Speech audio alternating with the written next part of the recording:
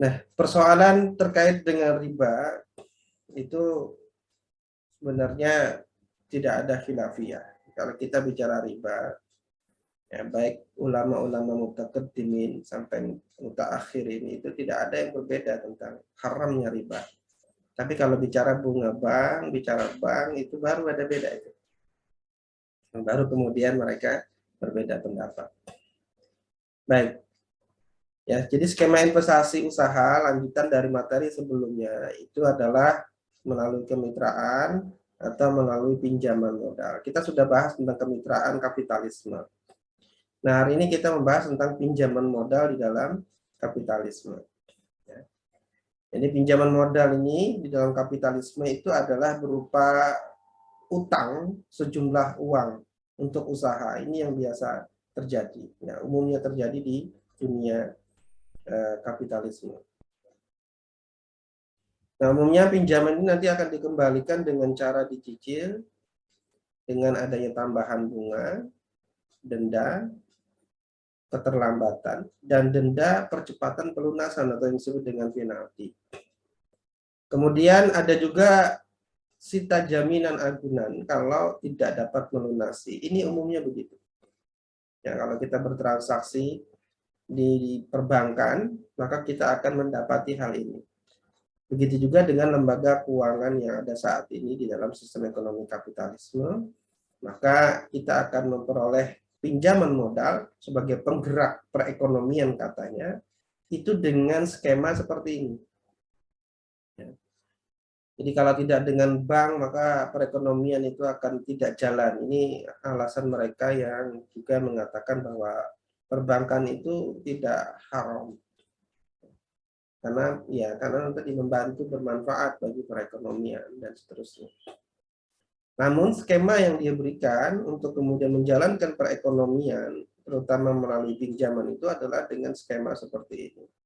Ya, yaitu ada tambahan bunga, ya, ada denda keterlambatan, juga ada sita jaminan. Karena nggak ada perbankan yang mau minjamin tanpa jaminan agunan. Ya, nggak ada. Kecuali, nggak ada kecualinya.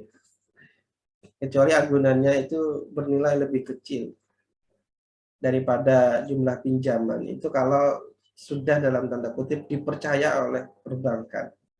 Itu bisa dilakukan seperti itu.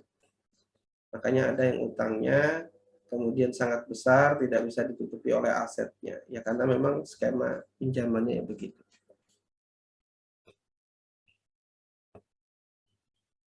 Nah, bagaimana hukum syarak pinjaman modal di dalam model kapitalisme seperti ini? Ya. Jadi pinjaman modal yang menetapkan denda, menetapkan bunga, dan juga adanya sita jaminan atau agunan itu hukumnya haram, ya, karena ada riba di sana.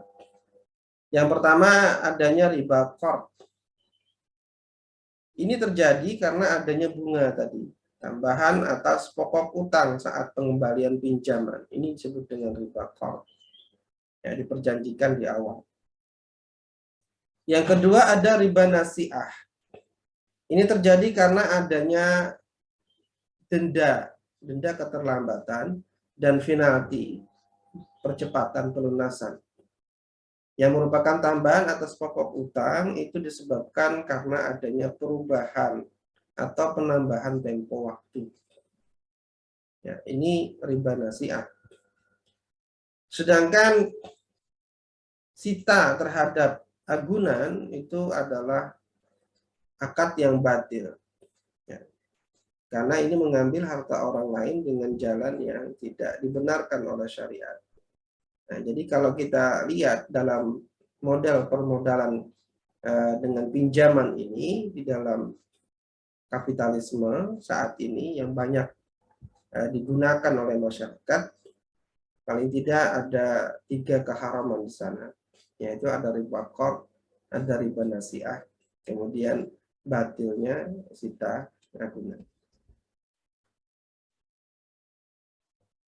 Riba qard itu apa? Riba qard itu menurut Imam Ibnu Munzir dalam kitab Al-Ijma, beliau mengatakan para ulama telah sepakat ya bahwa pemberi pinjaman kalau dia mensyaratkan kepada penerima pinjaman 1/10 misalnya dari pinjaman sebagai tambahan atau hadiah, lalu dia memberikan pinjaman dengan ketentuan tersebut, maka pengambilan tambahan atas pinjaman tersebut adalah riba. Ini para ulama sudah sepakat.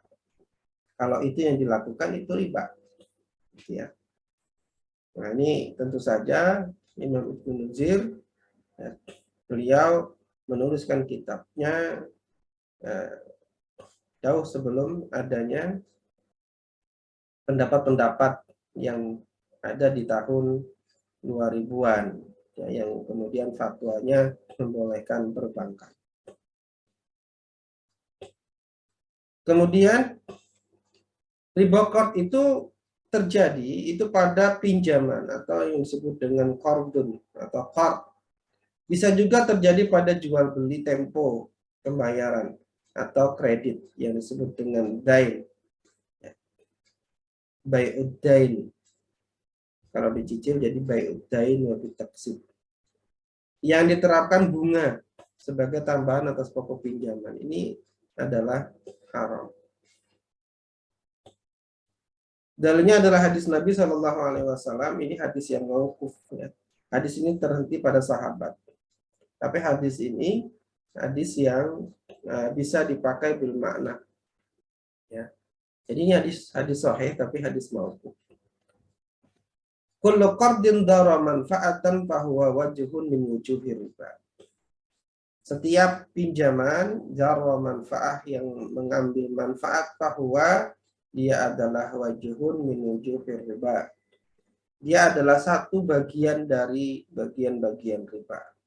Ya. Nah, memang ada kalau kemudian ada juga yang hadis lain yang mengatakan kullu qardin dara manfaah fahuwa riba. Kalau itu dikembalikan kepada lafal hadis maka disebut dengan hadis dhaif. Makanya kullu qardin dara manfaah fahuwa riba itu biasanya ya itu dijadikan oleh para ulama sebagai kaidah. Ya, itu adalah kaidah. Sedangkan kalau dari sisi hadis dengan lafaz seperti itu dhaif. Ya, tapi kalau itu para ulama menjadikannya itu sebagai kaidah. Kaidah tentang qard, bahwa qard itu tidak boleh mengambil manfaat. Para ulama sepakat dengan kaidah itu, penggunaan kaidah. Kullu qardin dara manfaah fahuwa riba. Kalau hadisnya yang berlapas seperti ini hadis mauquf. Ya, tidak dhaif, tapi ini hadisnya hadis mauquf atau berhenti pada sahabat Nabi Shallallahu Alaihi Wasallam. Nah, dalam hadis yang lain, kalau kita misalnya tidak menggunakan hadis itu, tidak jadi masalah. Ya, karena ada hadis lain ya dari Imam Bukhari, beliau meriwayatkan sebuah hadis dari Abu Burdah bin Musa. Ia berkata, suatu ketika aku mengunjungi Madinah, lalu aku berjumpa dengan Abdullah bin Salam. Lantas orang ini berkata kepadaku, sesungguhnya engkau berada di suatu tempat yang di sana praktek riba telah merajalela. Apabila engkau memberikan pinjaman qard kepada seseorang, lalu ia memberikan hadiah kepadamu, baik itu berupa rumput kering, gandum atau makanan ternak, maka janganlah diterima. Sebab pemberian tersebut adalah riba. Nah, jadi ini juga sebuah hadis riwayat Imam Bukhari. Ya, ini menjadi dalil bahwasanya tambahan atas utang ya, yang disebut dengan riba qard oleh para ulama itu adalah riba. Ya.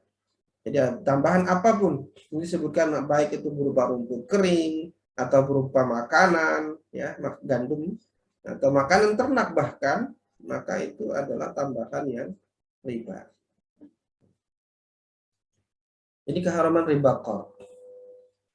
Kemudian yang kedua tentang riba nasi'ah. Riba nasi'ah dalam pinjaman, baik itu utang jual beli, ya, ataupun utang gadai, itu terjadi pada penerapan denda, keterlambatan atau penalti percepatan pelunasan. Ya. Dalilnya adalah hadis Nabi, "Ala innamar riba bin nasi'ah." Ya, ketahuilah bahwa sesungguhnya riba itu terjadi pada nasi'ah. Nasi'ah itu apa? Ya, nasi'ah itu adalah tambahan, ya, berupa denda atas pinjaman karena adanya tambahan tempo waktu pembayaran. Nah, ini adalah riba nasi'ah. Dan ini terjadi pada praktek pinjaman perbankan.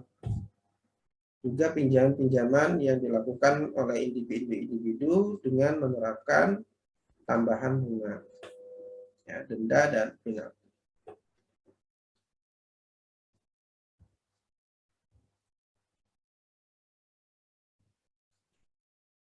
Ya, ini tadi ya.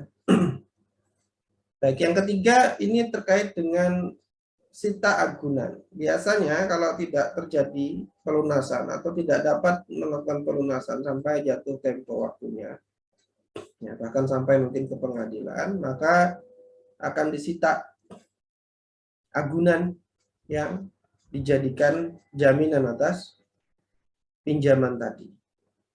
Di dalam Islam, ya, sita agunan seperti ini hukumnya haram.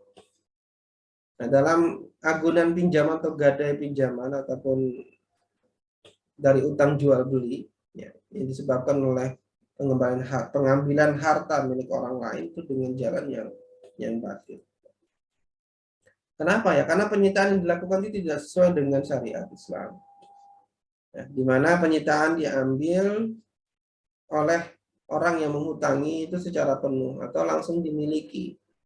Ya, meskipun misalnya nilai barang itu lebih besar dari nilai pinjaman, apalagi kalau kemudian penyitaan itu dilakukan dengan jalan paksa. Ya. Jadi ada banyak kisah yang sampai, berita yang sampai kepada kita, ya, orang yang harus kehilangan rumah meskipun dia utangnya itu tersisa 50-an sampai 100-an juta saja. Maka ketika dia tidak lagi sanggup membayarnya, rumahnya yang bernilai 700 juta itu disita jadi milik bank. Ya, biasanya bank dia tidak peduli dengan nilai itu, akan dilelang, ya, akan dilelang dengan harga yang murah dalam lingkaran mereka juga, ya, dan tidak lagi kemudian berapapun nilai yang didapat dari hasil lelang itu milik bank. Nah, ini seperti ini hukumnya tidak boleh. Kalau di dalam Islam bagaimana? Ya, di dalam Islam penyitaan itu dilakukan oleh hakim, ya, terhadap barang agunan untuk dijual dengan tujuan menutupi nilai utang saja. Ya, kalau kemudian hasil penjualnya lebih besar dari nilai pinjamannya, maka sisanya dikembalikan kepada pemilik agunan. Sedangkan kalau nilainya lebih kecil, maka pemilik agunan atau orang yang berutang itu tetap harus melunasi sisa utangnya. Jadi tetap berutang. Ya, jadi posisinya itu adil kepada kedua belah pihak, gitu ya. Bukan kemudian agunan itu langsung dikuasai. Nah, saya pikir kita semua memahami hal seperti ini sebagai suatu tindakan yang tidak syar'i, dan ini adalah riba. Namun demikian, masih ada ya orang yang kemudian mengambil pendapat bahwasanya ini tidak haram. Ya, Rasulullah bersabda terkait dengan agunan tadi, agunan itu tidak boleh dihalangi dari pemiliknya yang telah mengagunkannya. Ya, ia berhak atas kelebihan manfaat dari apa yang diagunkan itu dan wajib menanggung kerugian. Itulah tadi kenapa kalau nilainya lebih maka itu adalah milik dia kelebihannya. Kalau nilainya kurang, dia masih harus menanggung gitu. Ya. Nah, Bapak Ibu yang dirahmati Allah Subhanahu wa taala, ini sudah kita pahami sebagai sebuah yang maklum, ya, bahwasanya tindakan-tindakan seperti ini juga berdasarkan syariat, ini adalah tindakan yang haram, ya, tidak boleh. Nah, namun ada pendapat-pendapat yang membolehkan terkait dengan pinjaman dan bunga bank karena dianggap bukan riba. Jadi tadi saya sampaikan di awal, kalau para ulama itu ditanya tentang riba, itu nggak ada satupun yang kemudian tidak sepakat kalau riba itu haram, kan gitu. Ya, nggak ada yang tidak sependapat. Semua pasti akan mengatakan haram. Tapi ketika berhubungan dengan bunga bank, ini kemudian ada pendapat-pendapat yang kemudian menghalalkan bunga bank, menghalalkan pinjaman bank, bahkan menghalalkan jual beli kredit dari bank dan seterusnya. Pendapat yang pertama, bunga yang riba itu adalah yang berlipat ganda saja. Kalau kecil itu bukan riba. Dan bunga bank itu kecil.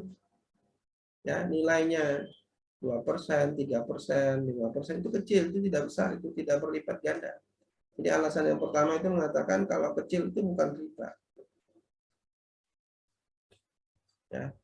Jadi bunga bank yang diharamkan itu hanyalah bunga bank yang berlipat ganda, yang besar. Kalau dia kecil ya tidak. Nah ini ya kalau di perbankan ya memang tidak besar-besar. Yang besar-besar itu di rentenir. Di rentenir. Karena ini rentenir yang legal itu ya bank. Kalau yang rentenir tidak legal itu yang berlipat ganda. Dan dari pendapat ini menurut mereka ya, ini didasarkan pada Quran surah Ali Imran ayat 130. Ya ayyuhalladzina amanu la ta'kulu riba adha'afan mudha'afah.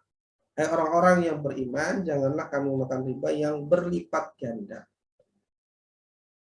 Nah, kemudian alasan mereka yang lain, menurut mereka riba itu secara umum memang haram berdasarkan Quran surah Al-Baqarah 275. Tapi kemudian ada penghususan taksis, yaitu yang diharamkan adalah riba yang berlipat ganda berdasarkan Quran surah Al-Imran 130 tadi. Ya, mereka mengakui haramnya riba berdasarkan Al-Baqarah 275 yang bersifat umum. Ya, wa harrama riba, diharamkan riba, itu mereka akui.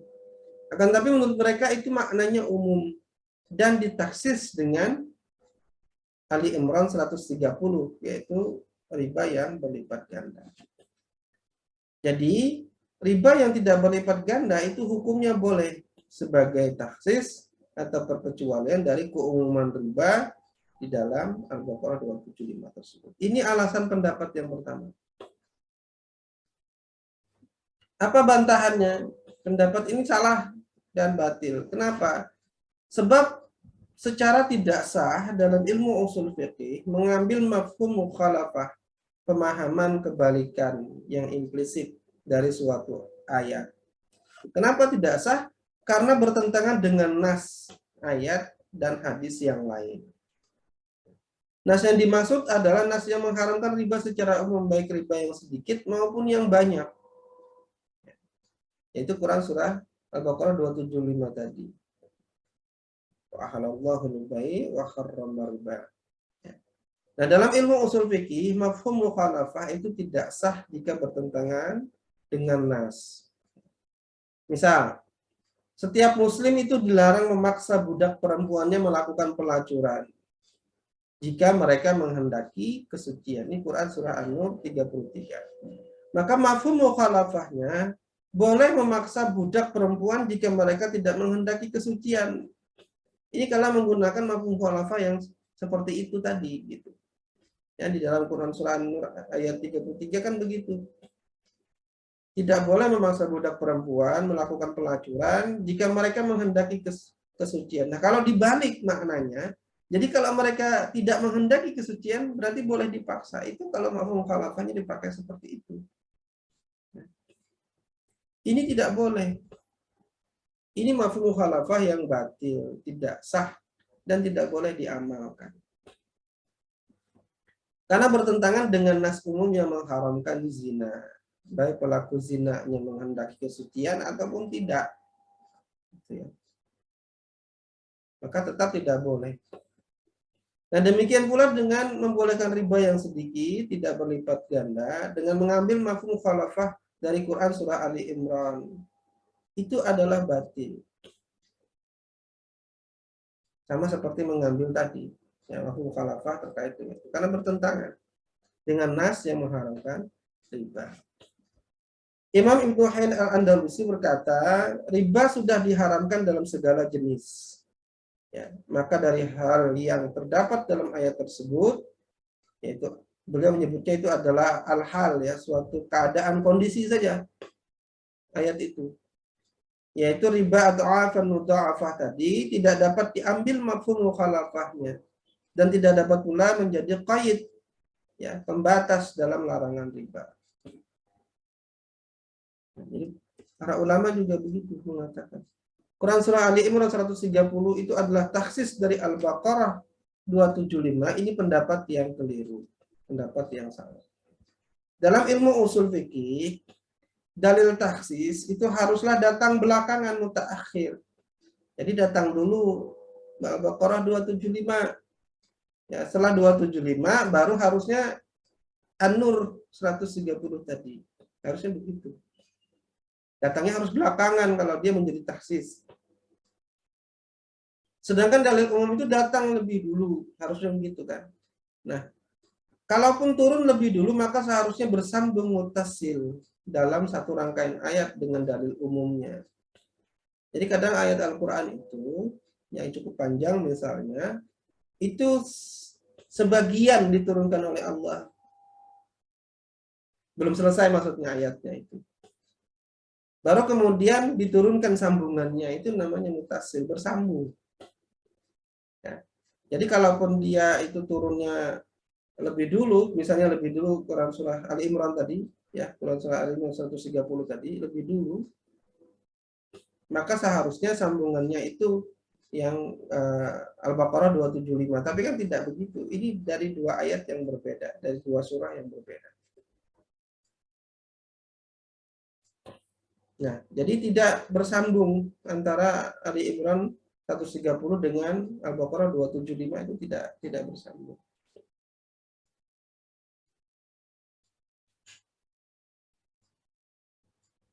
Jadi kalau kita ingin mentaksis 275 tadi, Al-Baqarah 275 tadi, mestinya, ya, Al-Baqarah 275 turun lebih dulu, kemudian Quran surah Ali Imran 130 itu turun belakangan.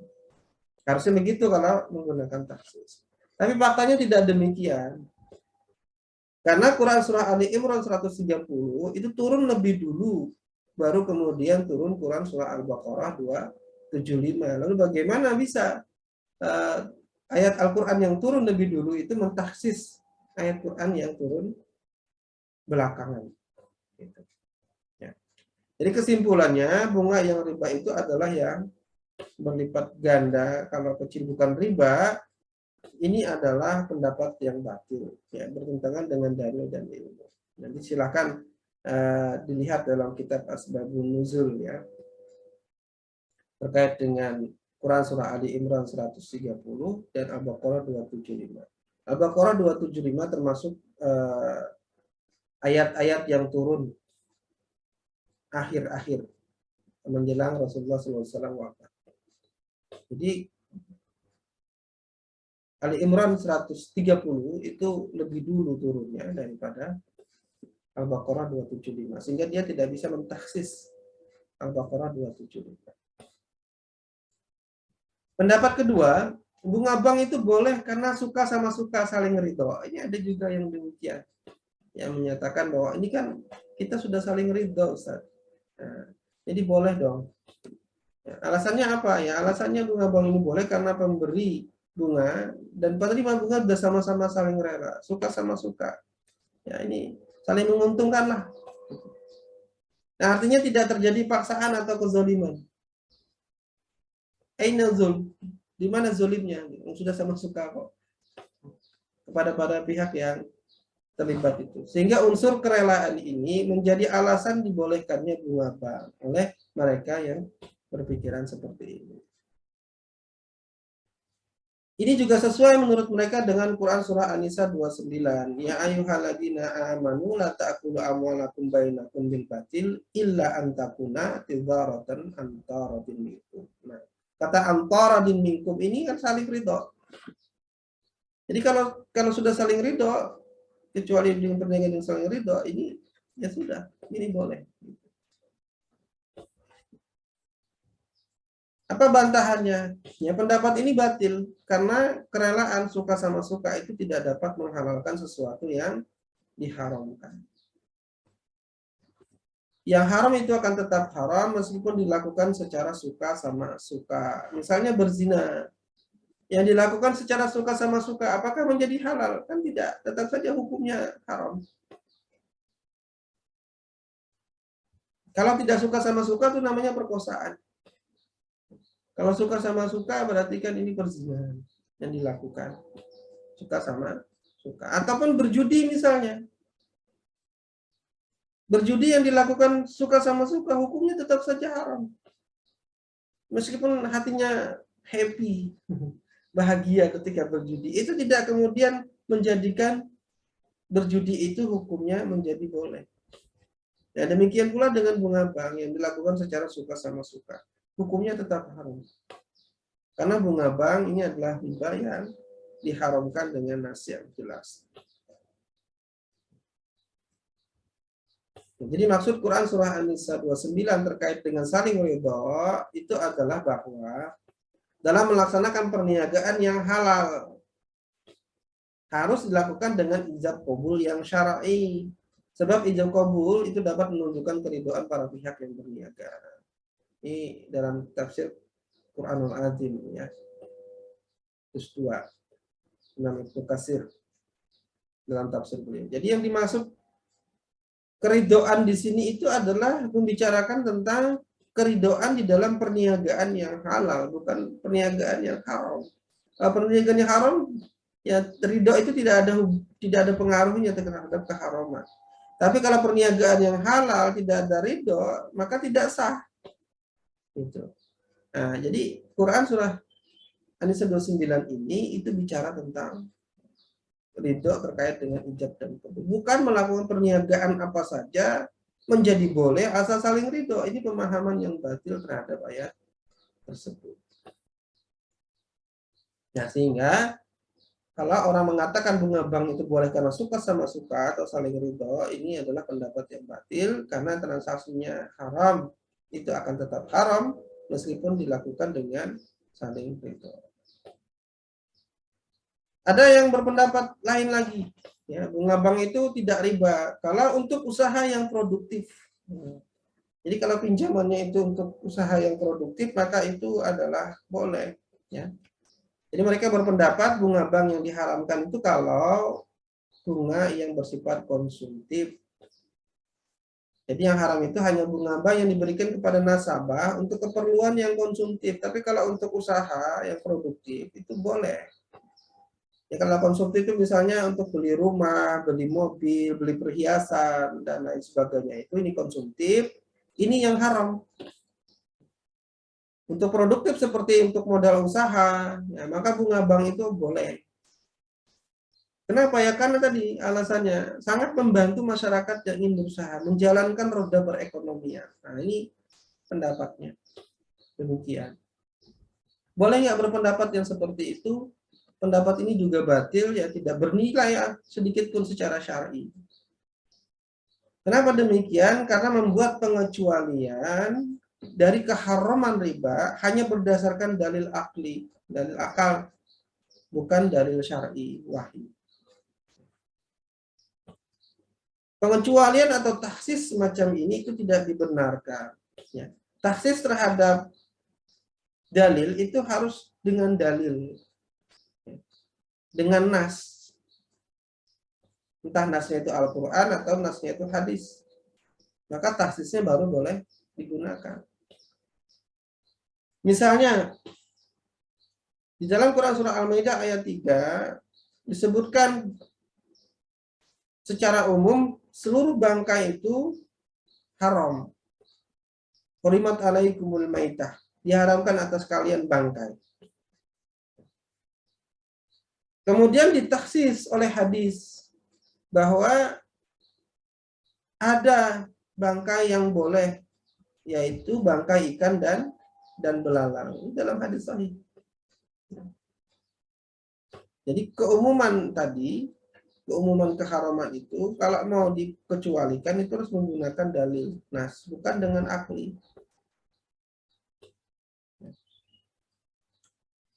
Jadi dalam Quran surah Al-Maidah itu mencakup segala jenis bangkai. Nah, sedangkan di dalam hadis disebutkan uhilat lakum maitatani wa damani fa ammal maitatani fal hutu wal jarad wa ammal damani fal kadhibu wat tihal. Kalau yang di atas itu diharamkan bangkai darah, ya. Kemudian di dalam hadis itu dibolehkan dua jenis, ya, dua jenis bangkai, yaitu bangkai ikan dan bangkai belang. Itu boleh. Ini namanya taksis, ya, pengecualian dari keumuman. Nah, sedangkan dua darah yang dimaksud boleh itu adalah hati dan limpa.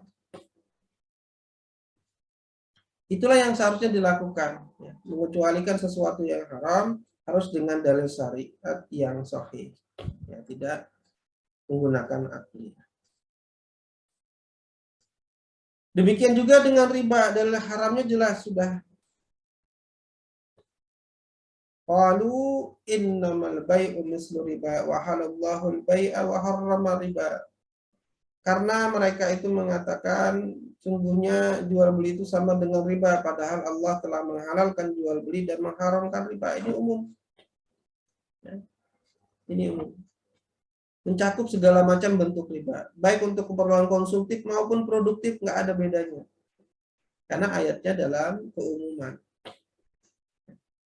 Nah, untuk bisa mentaksis ini harus datangkan nas, dan tidak ada nasnya.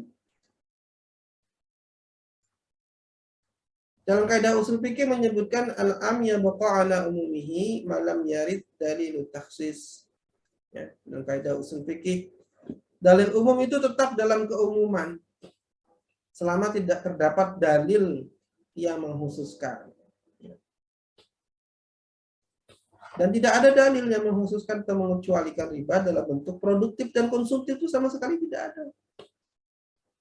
Lalu kenapa kita kemudian membuat, ya, secara akli sendiri bahwasanya yang haram itu yang konsumtif, yang halal itu yang produktif? Nah, ini tentu saja batil, ya. Karena mengecualikan haramnya riba itu dengan akal, dengan hawa nafsu, bukan dengan nas yang syar'i. Kemudian yang keempat, ada juga yang berpendapat bunga bank itu boleh karena memiliki manfaat ekonomi. Nah, ini, ya, banyak yang seperti itu. Bahkan ada fatwa, salah satu alasannya ya karena ini ada manfaat ekonomi. Kalau tidak, katanya berhenti roda perekonomian kalau tidak ada bank dengan bunganya itu. Bunga bank tersebut memiliki faedah, manfaat bagi nasabah. Tambahan uang karena bunga tersebut dapat berguna bagi masyarakat yang pada gilirannya nanti akan membantu perekonomian masyarakat. Misalnya membuka usaha, membayar biaya sekolah, uang belanja bulanan dari hasil bunga bank sehingga simpanan pokoknya tetap utuh. Ini banyak juga yang memanfaatkan begini. Punya uang banyak, miliaran rupiah, kita punya uang 10 miliar misalnya. Kita simpan di bank, itu bunganya kalau pakai deposito 5% saja misalnya. Itu berapa? 50 juta. 50 juta besar apa kecil? Ya, itu sangat cukup untuk 1 bulan. Nah, cukup ambil bunganya, kita bisa membayar biaya sekolah, membuka usaha, sedangkan simpanan pokoknya tetap utuh. Nah, ini sangat membantu katanya, untuk membantu masyarakat. Nah, ini sangat bermanfaat. Pendapat ini jelas keliru dan batil, karena di dalam syariah sesuatu yang bermanfaat itu tidak selalu hukumnya halal. Sesuatu yang bermanfaat itu ada kalanya halal, ada kalanya haram. Ya. Jadi bukan manfaat itu yang menentukan kehalalan sesuatu. Kalau sesuatu yang bermanfaat itu hukumnya haram, hukumnya akan tetap haram, tidak akan berubah menjadi halal. Ya karena memang bukan manfaat itu yang menentukan halal dan haramnya.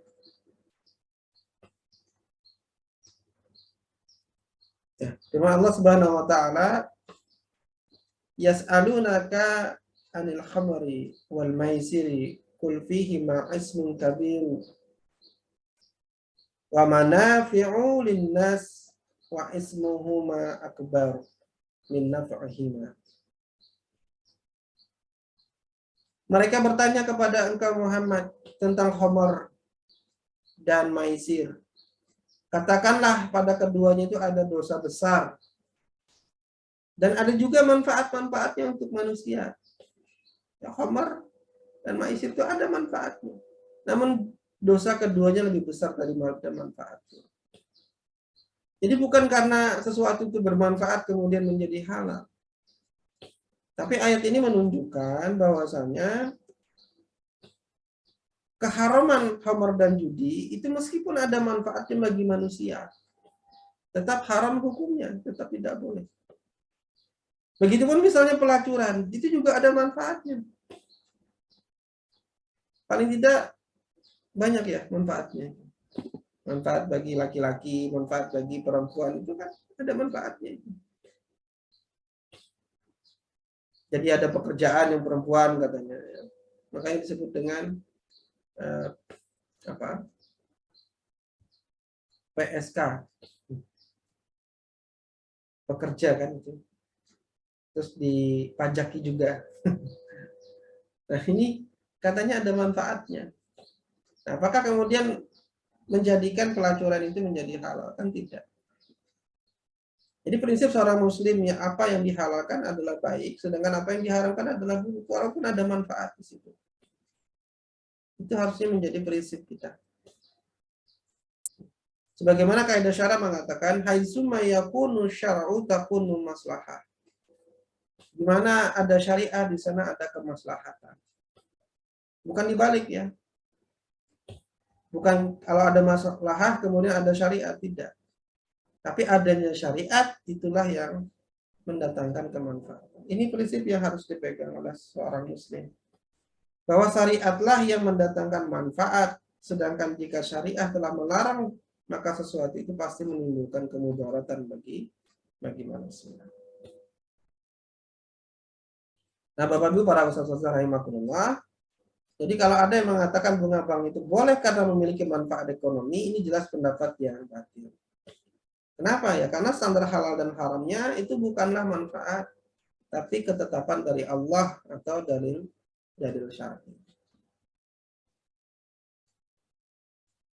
Yang kelima, katanya bunga bank boleh karena bank adalah institusi ekonomi bukan individu. Nah, mereka berpendapat begitu.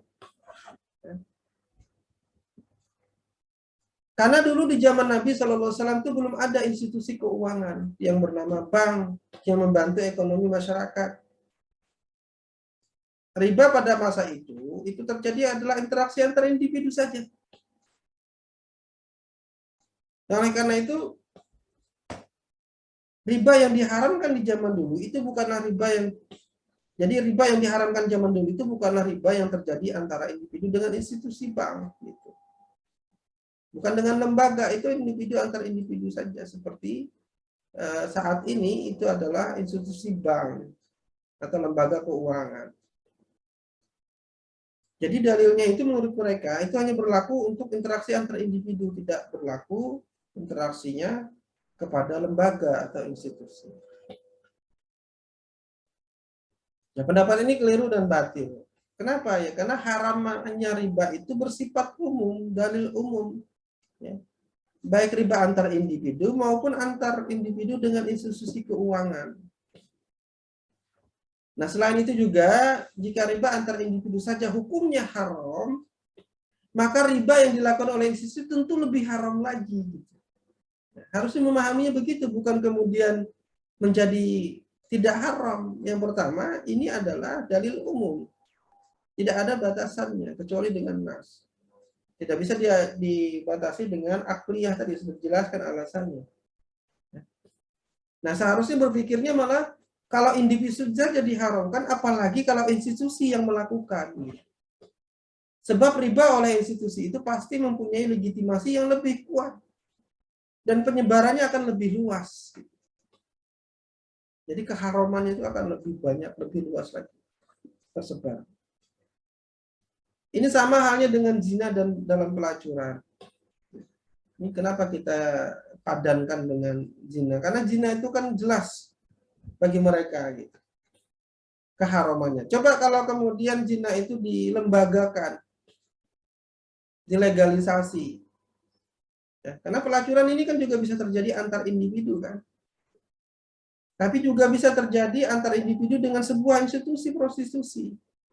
Rumah bordil, lokalisasi.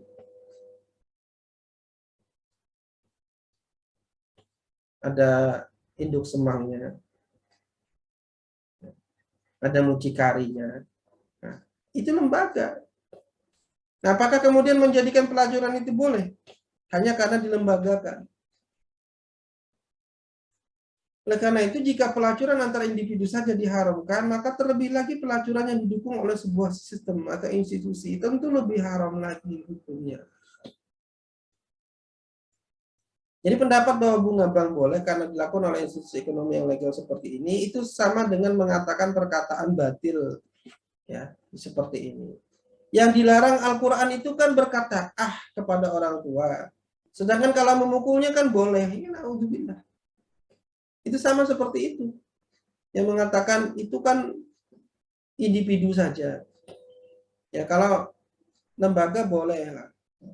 Kan yang dilarang individu. Ini sama seperti mengatakan yang dilarang Al-Quran itu berkata kepada orang tua. Kalau memukulnya kan boleh. Nah ini kan perkataan yang batil. Karena harusnya dalam memahami Quran surah Al-Isra 23 tentang birrul walidain ini, itu adalah berkata saja tidak boleh, apalagi mukul gitu loh. Ini dalam fikih disebut dengan mimba bil aula. Terlebih-lebih lagi, saja nggak boleh, apalagi mukul. Jadi jangan kemudian yang dilarang kan kalau mukul boleh. Ini kan orang yang memang nggak ngerti dengan hukum syara, tidak ngerti dengan kaidah balaghah yang diberikan oleh ayat Al-Quran. Itu segitu saja nggak boleh, apalagi lebih dari itu maksudnya. Nah begitu juga terkait dengan ini. Nah, bunga bank itu boleh karena bank adalah institusi ekonomi bukan individu, ini jelas ya, batilnya. Karena riba yang dilakukan oleh institusi itu lebih hebat dan lebih luas dampak keharamannya bagi masyarakat. Mimba bil aula, lebih lagi. Jadi bukan malah tidak haram, ini lebih haram lagi. Ini kebalik berpikir. Baik, Bapak Ibu dirahmati Allah Subhanahu wa taala, yang terakhir untuk terkait dengan pendapat bunga bank boleh ini. Iya, ada pendapat yang begini juga, karena bunga bank itu ada untuk mengimbangi inflasi. Itu katanya begitu. Untuk mengimbangi inflasi, maka boleh bunga bank. Alasan mereka begini. Ya, inflasi itu adalah fenomena di mana jumlah uang yang beredar lebih banyak daripada jumlah barang dan jasa di pasar. Ya, jadi jumlah uang yang beredar lebih banyak. Sehingga uang itu menjadi murah. Kalau menjadi murah berarti harus banyak yang dikeluarkan. Itulah inflasi. Ya. Yaitu ditunjukkan dengan penurunan nilai mata uang. Ya, mata uang kertas di hadapan barang dan jasa. Ini yang disebut dengan inflasi. Contohnya uang 100.000 pada tahun 2010, ini berbeda nilainya dengan uang 100.000 tahun 2020 sekarang. Betul kan? Ya, betul. Berbeda nilainya. Sudah bisa 3-4 kali lipat nilainya berbeda. Jadi menurut pendapat mereka ini, adanya bunga bank itu adalah suatu kewajaran sebagai imbangan dari terjadinya inflasi. Nah, ada hitung-hitungannya katanya. yang itu meminimkan resiko dan seterusnya. Nah, ini pendapat yang khata, yang keliru ya, karena memahaminya keliru. Apa bantahannya? Pertama, ya, pendapat ini batil karena berdasarkan akli, bukan berdasarkan syar'i, wahyu. Ya. Kalau kita bicara hukum Islam, artinya adalah berbicara hukum berdasarkan wahyu Allah, Al-Quran dan Sunnah, bukan berdasarkan akal manusia. Jadi kalau kita lihat dalil-dalil yang mewajibkan kita mengikuti hukum wahyu, itu ada Al-Maidah 48, 49, 50, Al-A'raf, dan lain-lain. Hukum bainahum bima anzalallah, berhukumlah dengan apa yang diturunkan oleh Allah. Wa man lam yahkum bima anzalallah, barang siapa yang tidak berhukum dengan hukum Allah, dan seterusnya. Ya. Jadi kita itu disuruh berhukum dengan mengikuti wahyu, bukan dengan akli. Itu yang pertama. Yang kedua, sesungguhnya kebijakan negara mencetak uang kertas, fiat money, itu adalah sebuah kekeliruan. Nah, dan fiat money itu bukan produk bank, bukan. Bank itu diberikan, gubernur Bank Indonesia kalau di Indonesia, gubernur BI itu diberikan otoritas untuk mensahkan yang namanya mata uang. Ya, jadi bukan produk bank, ini produk pemerintah. Uang kertas itu atau kalau di Indonesia rupiah gitu ya, itu adalah monetary system, sistem moneter yang diadopsi oleh Indonesia. Jadi ada yang mengatakan kalau kalian hijrah nggak mau pakai bank, juga harusnya nggak mau pakai uang kertas, karena uang kertas itu adalah produk dari bank. Ini keliru, ini sebuah kekeliruan. Jadi mencetak uang kertas itu memang keliru, ya, karena uang kertas itu tidak mempunyai nilai intrinsik sehingga akan menyebabkan inflasi yang terus-menerus. Jadi penyebab inflasi itu sebenarnya adalah karena uang kertas itu sendiri. Yang seharusnya dicetak itu adalah uang berbasis logam mulia, emas dan perak, yang anti inflasi.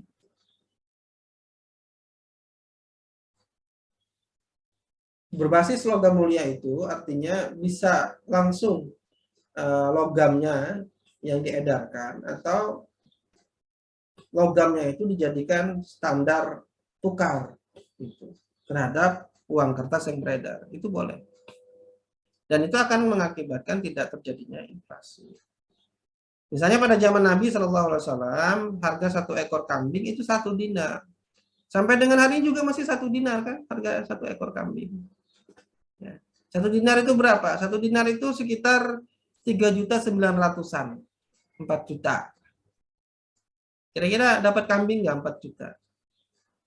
Besar ya. 4 juta itu kan kambingnya sudah cukup besar itu dapatnya gitu. Nah, jadi begitu. Tidak terjadi inflasi atau sangat sulit terjadi inflasi. Jadi membolehkan riba untuk mengimbangi inflasi akibat uang kertas ini adalah mengoreksi kesalahan dengan membuat kesalahan baru.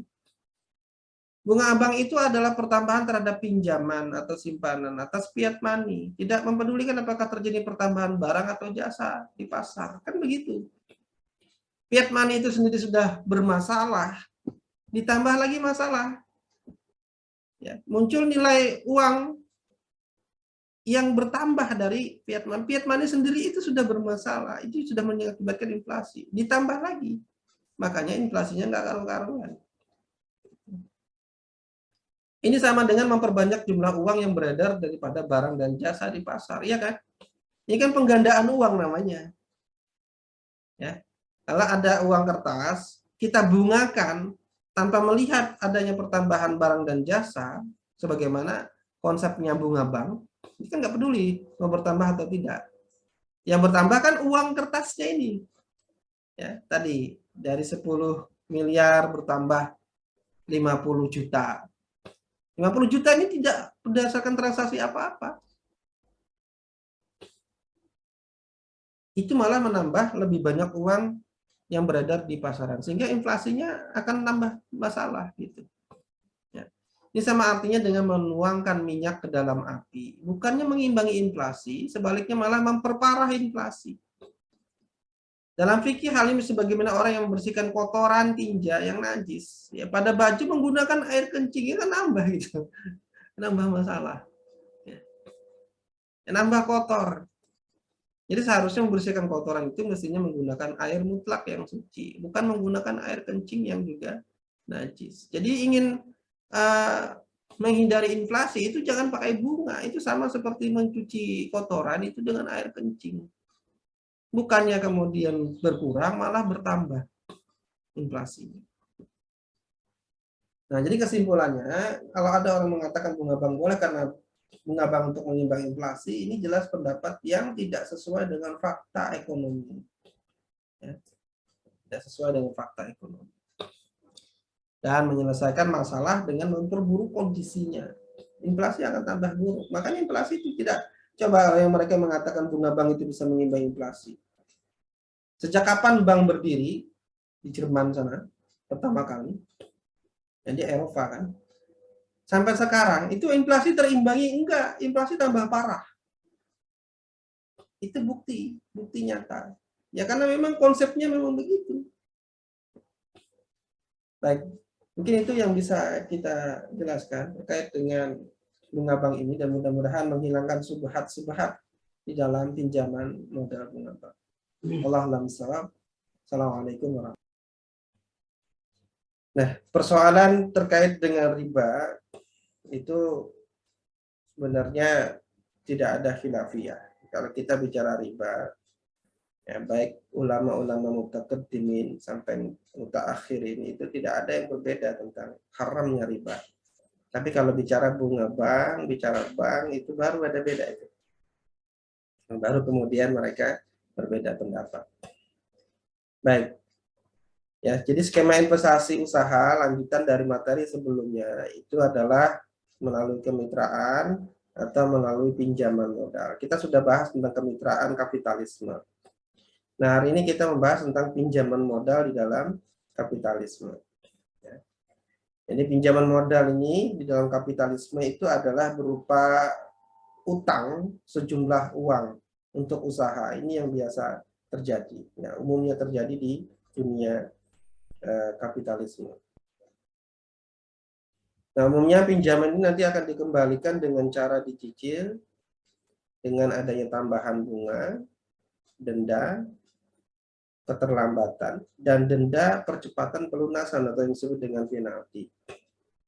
Kemudian ada juga sita jaminan agunan kalau tidak dapat melunasi. Ini umumnya begitu. Ya, kalau kita bertransaksi di perbankan, maka kita akan mendapati hal ini. Begitu juga dengan lembaga keuangan yang ada saat ini di dalam sistem ekonomi kapitalisme, maka kita akan memperoleh pinjaman modal sebagai penggerak perekonomian katanya, itu dengan skema seperti ini. Ya. Jadi kalau tidak dengan bank, maka perekonomian itu akan tidak jalan. Ini alasan mereka yang juga mengatakan bahwa perbankan itu tidak haram. Karena nanti membantu bermanfaat bagi perekonomian dan seterusnya. Namun skema yang dia berikan untuk kemudian menjalankan perekonomian, terutama melalui pinjaman itu adalah dengan skema seperti ini. Ya, yaitu ada tambahan bunga, ya, ada denda keterlambatan, juga ada sita jaminan. Karena nggak ada perbankan yang mau minjamin tanpa jaminan agunan. Ya. Nggak ada. Kecuali, nggak ada kecualinya. Kecuali agunannya itu bernilai lebih kecil daripada jumlah pinjaman. Itu kalau sudah dalam tanda kutip dipercaya oleh perbankan. Itu bisa dilakukan seperti itu. Makanya ada yang utangnya kemudian sangat besar, tidak bisa ditutupi oleh asetnya. Ya karena memang skema pinjamannya begitu.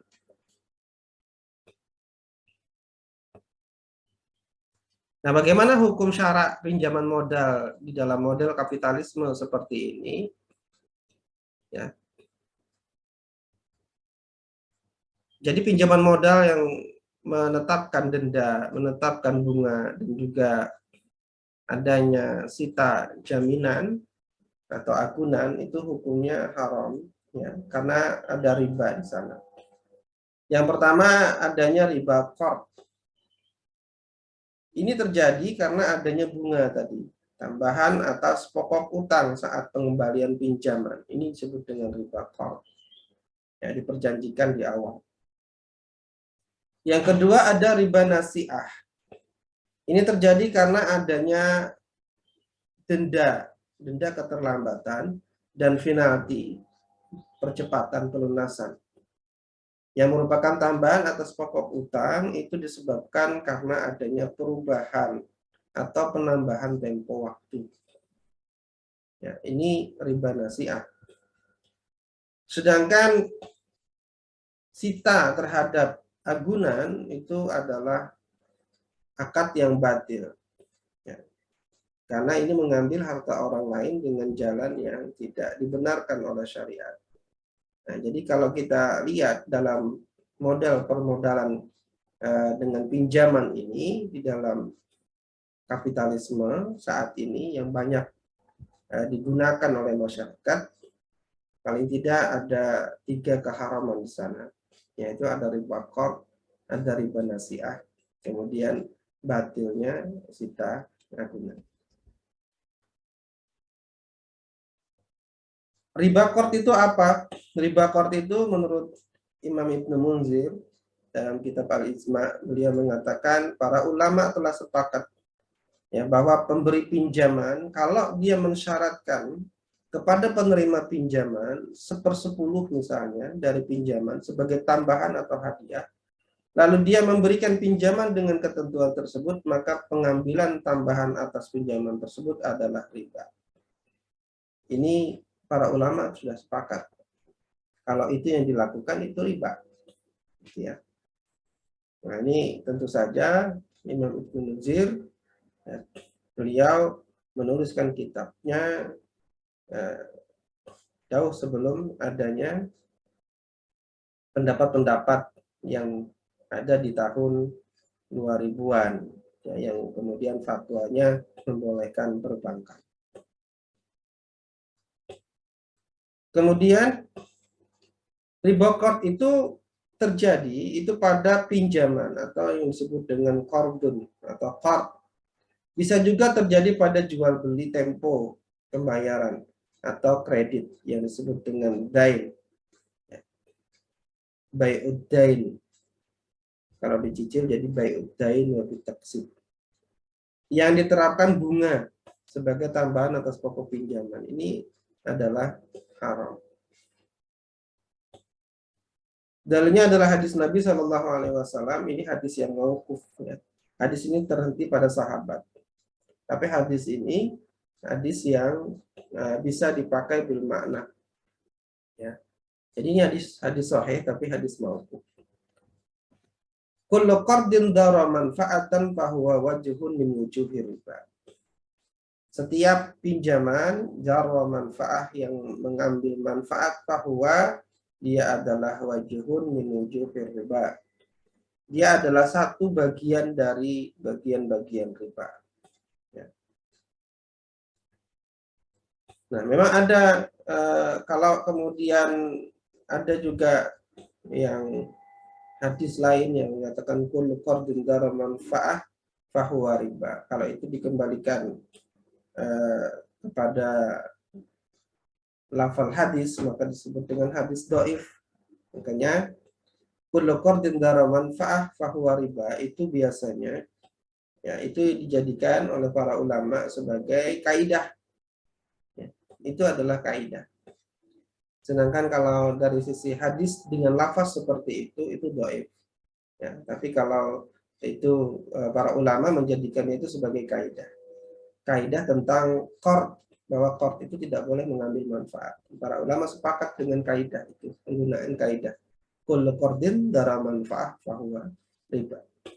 Kalau hadisnya yang berlapas seperti ini hadis mauquf. Ya, tidak dhaif, tapi ini hadisnya hadis mauquf atau berhenti pada sahabat.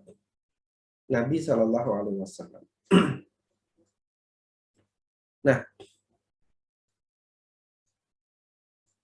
dalam hadis yang lain, kalau kita misalnya tidak menggunakan hadis itu, tidak jadi masalah. Ya, karena ada hadis lain ya dari Imam Bukhari, beliau meriwayatkan sebuah hadis dari Abu Burdah bin Musa. Ia berkata, suatu ketika aku mengunjungi Madinah, lalu aku berjumpa dengan Abdullah bin Salam. Lantas orang ini berkata kepadaku, sesungguhnya engkau berada di suatu tempat yang di sana praktek riba telah merajalela. Apabila engkau memberikan pinjaman, qard, kepada seseorang, lalu ia memberikan hadiah kepadamu, baik itu berupa rumput kering, gandum, atau makanan ternak, maka janganlah diterima. Sebab pemberian tersebut adalah riba. Nah, jadi ini juga sebuah hadis riwayat Imam Bukhari.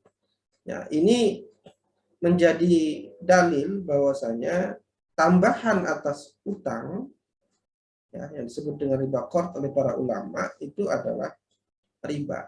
Ya. Jadi tambahan apapun ini disebutkan baik itu berupa rumput kering atau berupa makanan, ya gandum atau makanan ternak bahkan, maka itu adalah tambahan yang riba. Jadi keharaman riba qard.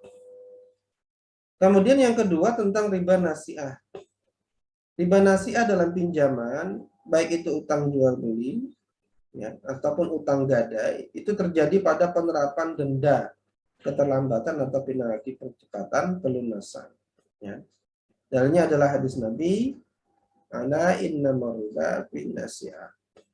Ya, ketahuilah bahwa sesungguhnya riba itu terjadi pada nasi'ah. Nasi'ah itu apa? Ya, nasi'ah itu adalah tambahan ya, berupa denda atas pinjaman karena adanya tambahan tempo waktu pembayaran. Nah, ini adalah riba nasi'ah. Dan ini terjadi pada praktek pinjaman perbankan. Juga pinjaman-pinjaman yang dilakukan oleh individu-individu dengan menerapkan tambahan bunga, ya, denda dan penalti.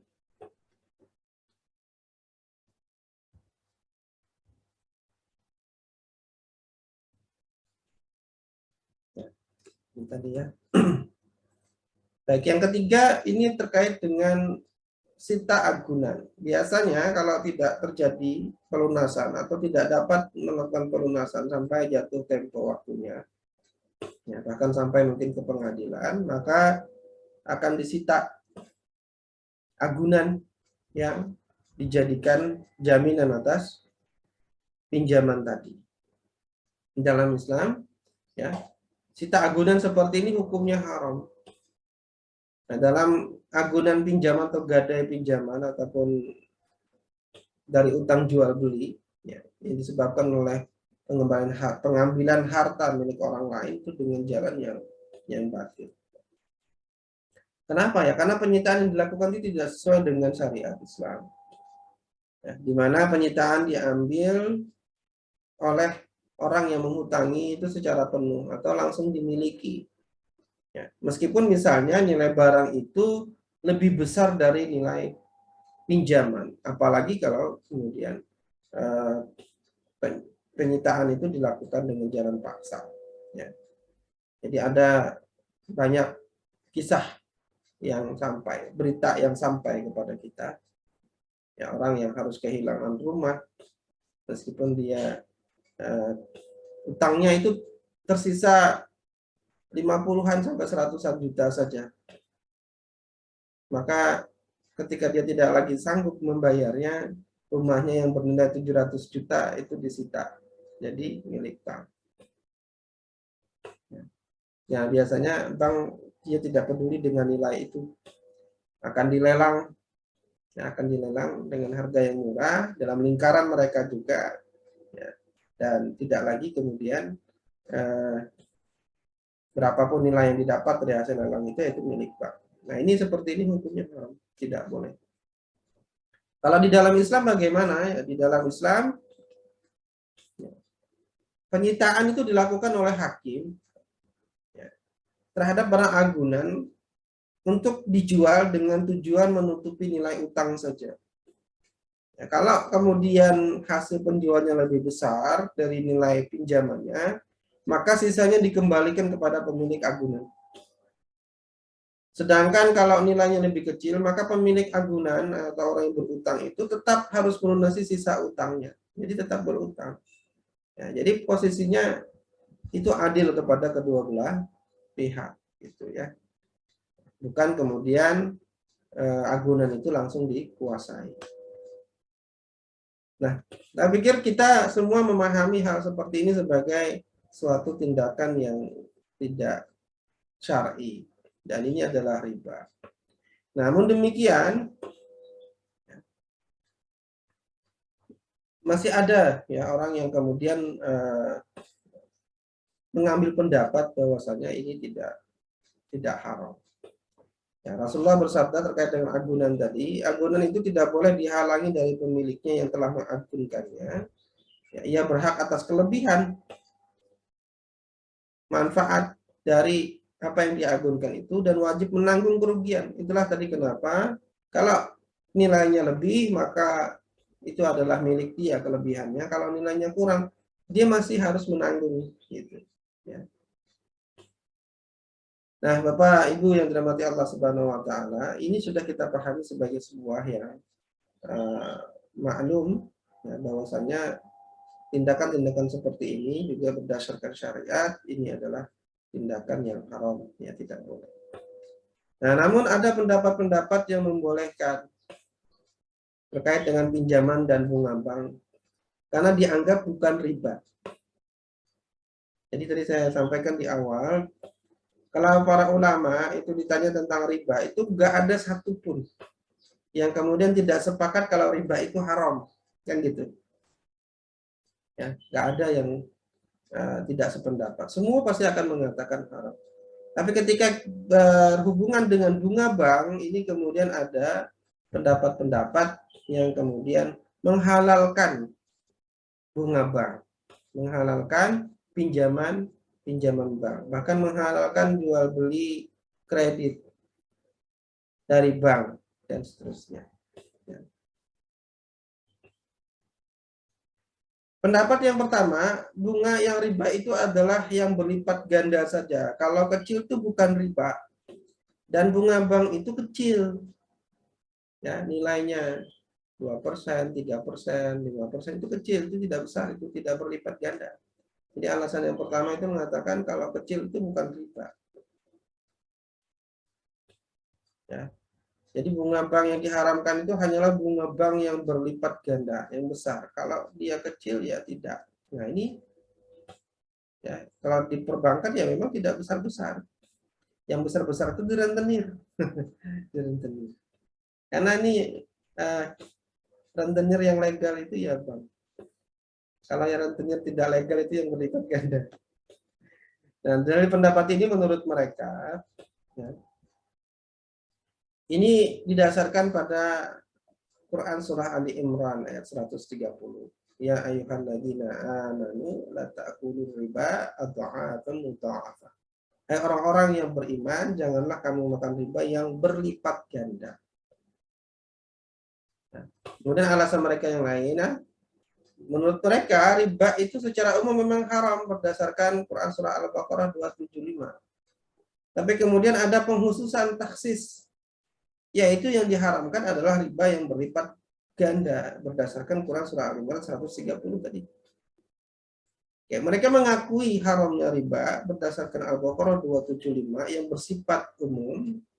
Ya, wa harrama riba, diharamkan riba, itu mereka akui.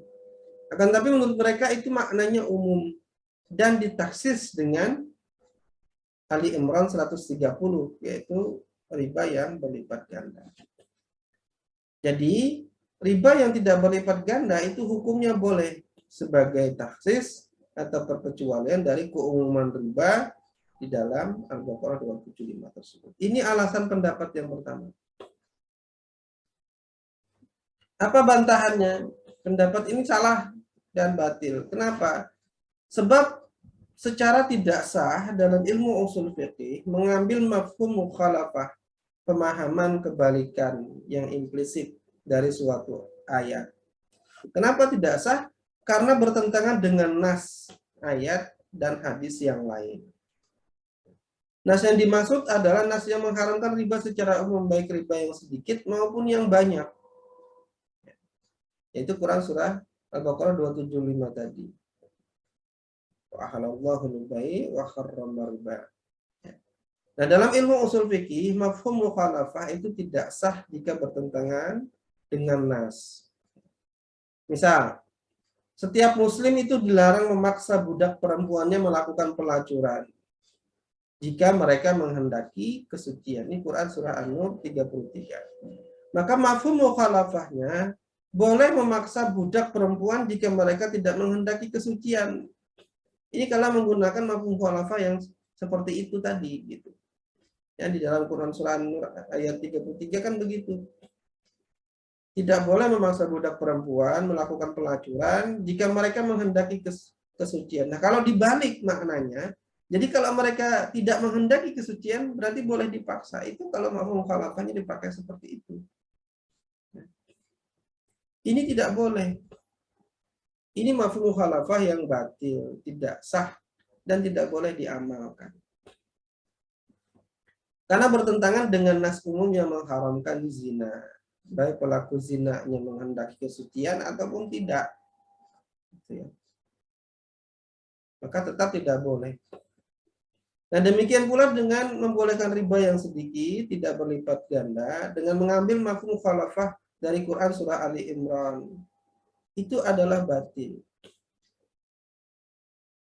Sama seperti mengambil tadi, ya, mafhum mukhalafah terkait dengan itu. Karena bertentangan dengan nas yang mengharamkan riba.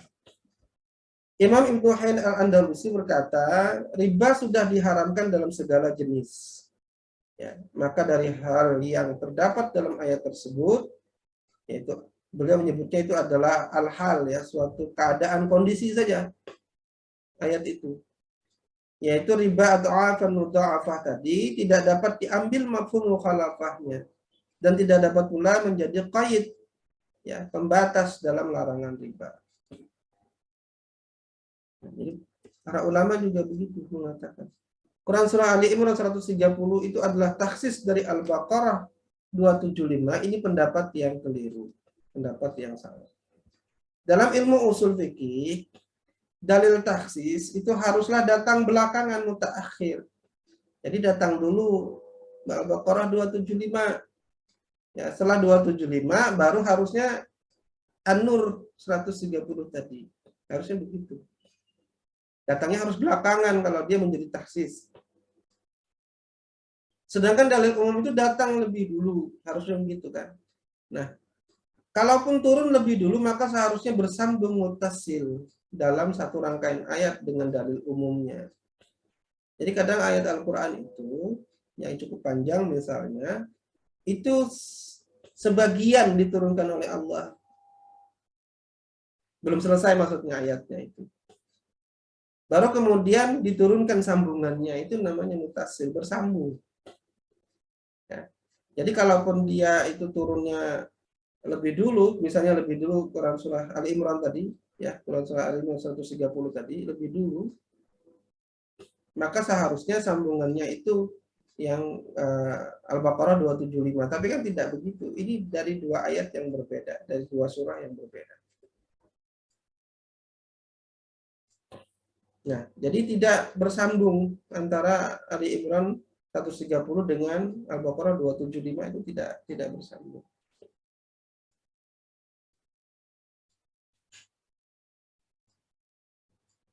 Jadi kalau kita ingin mentaksis 275 tadi, Al-Baqarah 275 tadi, mestinya, ya, Al-Baqarah 275 turun lebih dulu, kemudian Quran surah Ali Imran 130 itu turun belakangan. Harusnya begitu kalau menggunakan taksis. Tapi faktanya tidak demikian. Karena Quran surah Ali Imran 130 itu turun lebih dulu, baru kemudian turun Quran surah Al-Baqarah 275. Lalu bagaimana bisa ayat Al-Quran yang turun lebih dulu itu mentaksis ayat Quran yang turun belakangan? Gitu. Ya. Jadi kesimpulannya, bunga yang riba itu adalah yang berlipat ganda kalau kecil bukan riba, ini adalah pendapat yang batil, ya, bertentangan dengan dalil dan ilmu.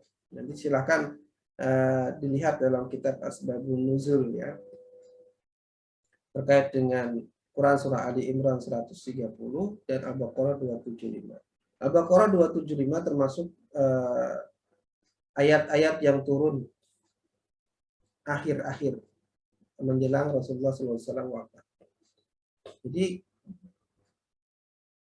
Ali Imran 130 itu lebih dulu turunnya daripada Al-Baqarah 275, sehingga dia tidak bisa mentaksis Al-Baqarah 275. Pendapat kedua, bunga bank itu boleh karena suka sama suka saling ridho. Ini ada juga yang demikian, yang menyatakan bahwa ini kan kita sudah saling ridho, Ustaz. Nah, jadi boleh dong. Ya, alasannya apa? Ya, alasannya bunga bank ini boleh karena pemberi bunga dan penerima bunga sudah sama-sama saling rela, suka sama suka. Ya, ini saling menguntungkan lah. Nah, artinya tidak terjadi paksaan atau kezaliman. Aina zulm?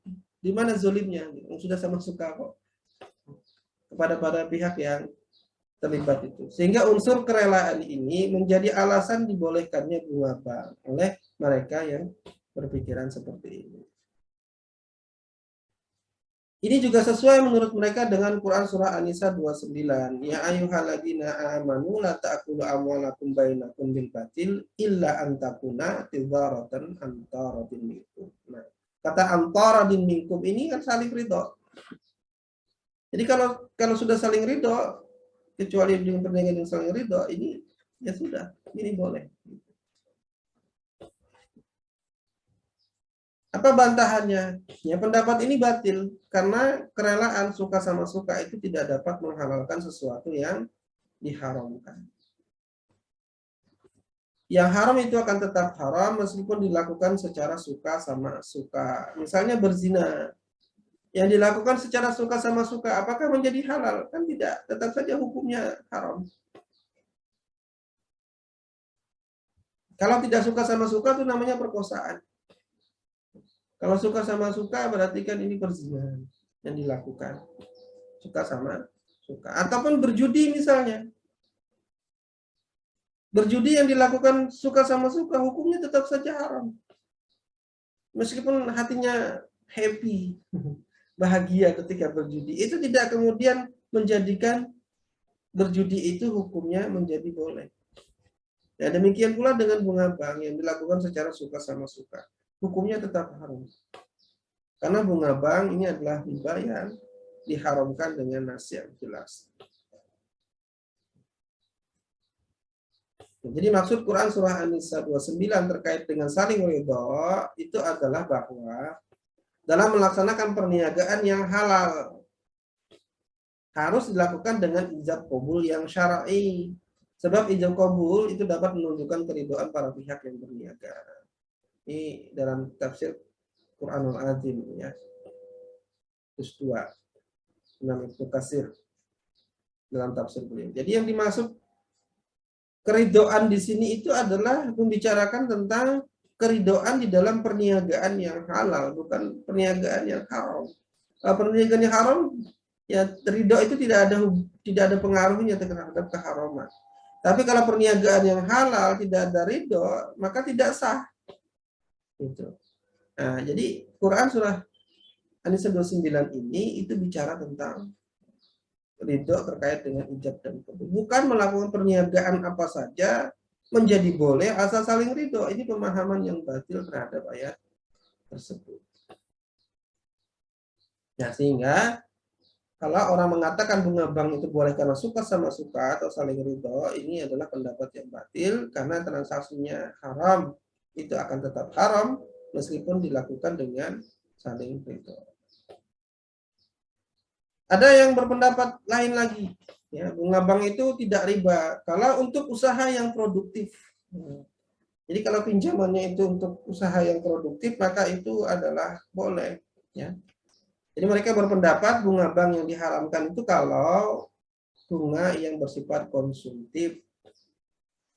Jadi yang haram itu hanya bunga bank yang diberikan kepada nasabah untuk keperluan yang konsumtif. Tapi kalau untuk usaha yang produktif itu boleh. Ya kalau konsumtif itu misalnya untuk beli rumah, beli mobil, beli perhiasan dan lain sebagainya, itu ini konsumtif. Ini yang haram. Untuk produktif seperti untuk modal usaha, ya, maka bunga bank itu boleh.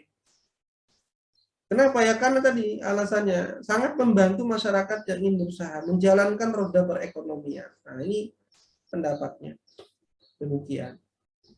Boleh nggak berpendapat yang seperti itu? Pendapat ini juga batil, ya tidak bernilai ya, sedikit pun secara syar'i. Kenapa demikian? Karena membuat pengecualian dari keharaman riba hanya berdasarkan dalil akli, dalil akal, bukan dalil syar'i wahyu. Pengecualian atau taksis semacam ini itu tidak dibenarkan. Ya. Taksis terhadap dalil itu harus dengan dalil, dengan nas. Entah nasnya itu Al-Quran atau nasnya itu hadis. Maka taksisnya baru boleh digunakan. Misalnya, di dalam Quran Surah Al-Maidah ayat 3, disebutkan secara umum seluruh bangkai itu haram. Hurimat alaikumul maitah. Diharamkan atas kalian bangkai. Kemudian ditaksis oleh hadis bahwa ada bangkai yang boleh, yaitu bangkai ikan dan belalang. Dalam hadis sahih. Jadi keumuman tadi, keumuman keharaman itu kalau mau dikecualikan itu harus menggunakan dalil nas, bukan dengan akli. Jadi dalam Quran Surah Al-Maidah itu mencakup segala jenis bangkai. Nah, sedangkan di dalam hadis disebutkan uhilat lakum maitatani wa damani fa ammal maitatani fal hutu wal jarad wa ammad damani fal kadhibu wat tihal. Kalau yang di atas itu diharamkan bangkai darah, ya. Kemudian di dalam hadis itu dibolehkan dua jenis, ya, dua jenis bangkai, yaitu bangkai ikan dan bangkai belalang. Itu boleh. Ini namanya taksis, ya, pengecualian dari keumuman. Nah, sedangkan dua darah yang dimaksud boleh itu adalah hati dan limpa.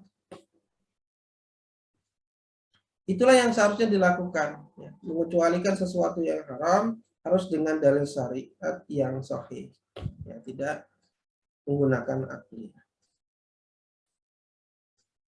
Demikian juga dengan riba, dalil haramnya jelas sudah. Qalu innamal bai'u mislu riba wa halallahu al-bai'a wa harrama riba. Karena mereka itu mengatakan sungguhnya jual beli itu sama dengan riba, padahal Allah telah menghalalkan jual beli dan mengharamkan riba. Ini umum. Ya. Ini umum. Mencakup segala macam bentuk riba, baik untuk keperluan konsumtif maupun produktif, nggak ada bedanya. Karena ayatnya dalam keumuman. Nah, untuk bisa mentaksis ini harus datangkan nas, dan tidak ada nasnya.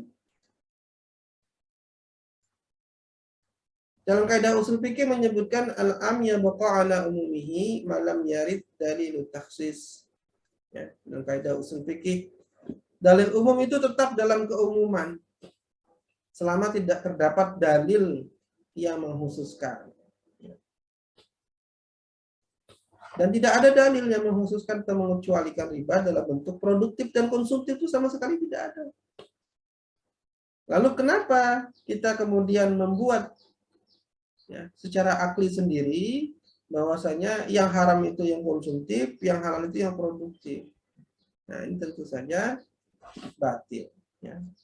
Karena mengecualikan haramnya riba itu dengan akal, dengan hawa nafsu, bukan dengan nas yang syar'i. Kemudian yang keempat, Ada juga yang berpendapat bunga bank itu boleh karena memiliki manfaat ekonomi. Nah ini ya, banyak yang seperti itu. Bahkan ada fatwa. Salah satu alasannya ya karena ini ada manfaat ekonomi. Kalau tidak katanya berhenti roda perekonomian kalau tidak ada bank dengan bunganya itu. Bunga bank tersebut memiliki faedah, manfaat bagi nasabah. Tambahan uang karena bunga tersebut dapat berguna bagi masyarakat yang pada gilirannya nanti akan membantu perekonomian masyarakat. Misalnya membuka usaha, membayar biaya sekolah, uang belanja bulanan dari hasil bunga bank sehingga simpanan pokoknya tetap utuh. Ini banyak juga yang memanfaatkan begini. Punya uang banyak, miliaran rupiah, kita punya uang 10 miliar misalnya. Kita simpan di bank, itu bunganya kalau pakai deposito 5% saja misalnya. Itu berapa? 50 juta. 50 juta besar apa kecil? Ya itu sangat cukup untuk 1 bulan. Nah, cukup ambil bunganya, kita bisa membayar biaya sekolah, membuka usaha, sedangkan simpanan pokoknya tetap utuh. Nah, ini sangat membantu katanya untuk membantu masyarakat. Nah, ini sangat bermanfaat. Pendapat ini jelas keliru dan batil, karena di dalam syariah, sesuatu yang bermanfaat itu tidak selalu hukumnya halal.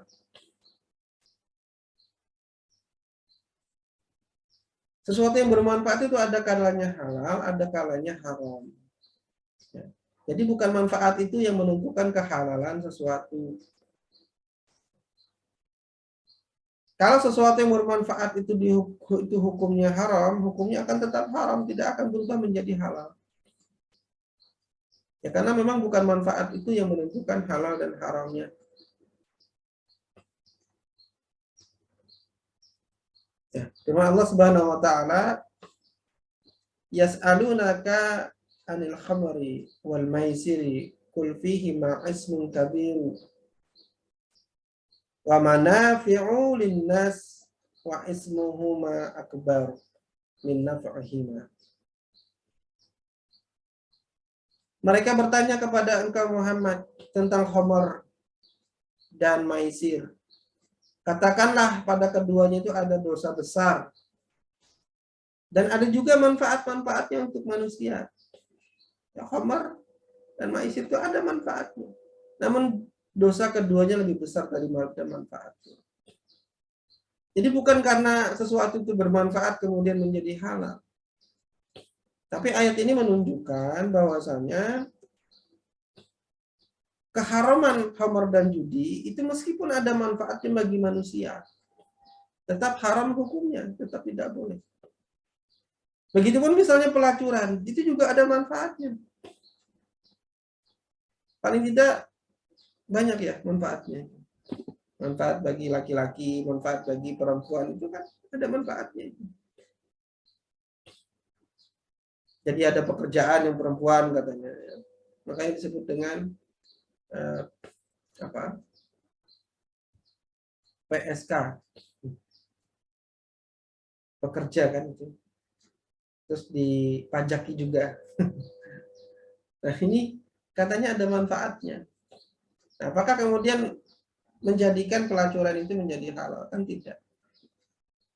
Jadi prinsip seorang muslim ya, apa yang dihalalkan adalah baik, sedangkan apa yang diharamkan adalah buruk, walaupun ada manfaat di situ. Itu harusnya menjadi prinsip kita. Sebagaimana kaidah syara mengatakan, haitsumma yakunu syar'u takunu maslahah. Di mana ada syariah, di sana ada kemaslahatan. Bukan dibalik ya. Bukan kalau ada masalah kemudian ada syariat, tidak. Tapi adanya syariat itulah yang mendatangkan kemanfaatan. Ini prinsip yang harus dipegang oleh seorang muslim. Bahwa syariatlah yang mendatangkan manfaat, sedangkan jika syariat telah melarang, maka sesuatu itu pasti menimbulkan kemudaratan bagi manusia.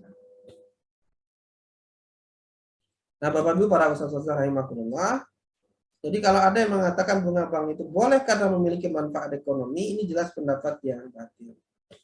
Kenapa ya? Karena standar halal dan haramnya itu bukanlah manfaat, tapi ketetapan dari Allah atau dari syar'i. Yang kelima, katanya bunga bank boleh karena bank adalah institusi ekonomi bukan individu. Nah, mereka berpendapat begitu. Karena dulu di zaman Nabi Shallallahu Alaihi Wasallam itu belum ada institusi keuangan yang bernama bank yang membantu ekonomi masyarakat. Riba pada masa itu terjadi adalah interaksi antar individu saja. Oleh karena itu, riba yang diharamkan di zaman dulu itu bukanlah riba yang diharamkan zaman dulu itu bukanlah riba yang terjadi antara individu dengan institusi bank. Gitu. Bukan dengan lembaga, itu individu antar individu saja. Seperti saat ini itu adalah institusi bank atau lembaga keuangan. Jadi dalilnya itu menurut mereka itu hanya berlaku untuk interaksi antar individu, tidak berlaku interaksinya kepada lembaga atau institusi. Nah, pendapat ini keliru dan batil. Kenapa ya? Karena haramnya riba itu bersifat umum, dalil umum. Ya. Baik riba antar individu maupun antar individu dengan institusi keuangan. Nah, selain itu juga, jika riba antar individu saja hukumnya haram, maka riba yang dilakukan oleh institusi tentu lebih haram lagi. Harusnya memahaminya begitu, bukan kemudian menjadi tidak haram. Yang pertama, ini adalah dalil umum. Tidak ada batasannya, kecuali dengan nas. Tidak bisa dia dibatasi dengan akliyah, tadi sudah dijelaskan alasannya. Nah, seharusnya berpikirnya malah kalau individu saja diharamkan, apalagi kalau institusi yang melakukan. Sebab riba oleh institusi itu pasti mempunyai legitimasi yang lebih kuat. Dan penyebarannya akan lebih luas. Jadi keharamannya itu akan lebih banyak, lebih luas lagi tersebar. Ini sama halnya dengan zina dan dalam pelacuran. Ini kenapa kita padankan dengan zina? Karena zina itu kan jelas bagi mereka gitu. Keharamannya. Coba kalau kemudian zina itu dilembagakan, dilegalisasi. Ya, karena pelacuran ini kan juga bisa terjadi antar individu kan. Tapi juga bisa terjadi antar individu dengan sebuah institusi prostitusi. Rumah bordil, lokalisasi.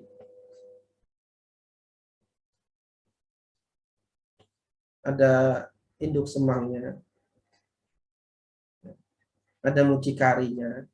Nah, itu lembaga. Nah, apakah kemudian menjadikan pelacuran itu boleh? Hanya karena dilembagakan. Oleh karena itu, jika pelacuran antara individu saja diharamkan, maka terlebih lagi pelacuran yang didukung oleh sebuah sistem atau institusi, tentu lebih haram lagi hukumnya. Jadi pendapat bahwa bunga bank boleh karena dilakukan oleh institusi ekonomi yang legal seperti ini, itu sama dengan mengatakan perkataan batil. Ya, seperti ini. Yang dilarang Al-Quran itu kan berkata, kepada orang tua. Sedangkan kalau memukulnya kan boleh. Ya, naudzubillah. Itu sama seperti itu. Yang mengatakan itu kan individu saja. Ya, kalau lembaga boleh lah. Kan yang dilarang individu. Ini sama seperti mengatakan yang dilarang Al-Quran itu berkata kepada orang tua. Kalau memukulnya kan boleh. Nah, ini kan perkataan yang batil. Karena harusnya dalam memahami Quran surah Al-Isra 23 tentang birrul walidain ini, itu adalah berkata saja tidak boleh, apalagi mukul gitu. Ini dalam fikih disebut dengan mimba bil aula. Terlebih-lebih lagi, saja nggak boleh, apalagi mukul. Jadi jangan kemudian yang dilarang kan kalau mukul boleh. Ini kan orang yang memang nggak ngerti dengan hukum syara, tidak ngerti dengan kaidah balaghah yang diberikan oleh ayat Al-Quran. Itu segitu saja nggak boleh, apalagi lebih dari itu maksudnya. Nah, begitu juga terkait dengan ini. Nah, bunga bank itu boleh karena bank adalah institusi ekonomi bukan individu, ini jelas ya, batilnya. Karena riba yang dilakukan oleh institusi itu lebih hebat dan lebih luas dampak keharamannya bagi masyarakat. Ya. Mimba bil aula, lebih lagi. Jadi bukan malah tidak haram, ini lebih haram lagi. Ya, ini kebalik berpikir. Baik, Bapak Ibu dirahmati Allah Subhanahu wa taala, yang terakhir untuk terkait dengan pendapat bunga bank boleh ini. Iya, ada pendapat yang begini juga, karena bank itu ada, bunga bank itu ada untuk mengimbangi inflasi. Itu katanya begitu. Untuk mengimbangi inflasi, maka boleh bunga bank. Alasan mereka begini. Ya, inflasi itu adalah fenomena di mana jumlah uang yang beredar lebih banyak daripada jumlah barang dan jasa di pasar. Ya, jadi jumlah uang yang beredar lebih banyak. Sehingga uang itu menjadi murah. Kalau menjadi murah berarti harus banyak yang dikeluarkan. Itulah inflasi. Ya. Yaitu ditunjukkan dengan penurunan nilai mata uang. Ya, mata uang kertas di hadapan barang dan jasa. Ini yang disebut dengan inflasi. Contohnya uang 100.000 pada tahun 2010 ini berbeda nilainya dengan uang 100.000 tahun 2020 sekarang. Betul kan? Ya, betul. Berbeda nilainya. Sudah bisa 3-4 kali lipat nilainya berbeda.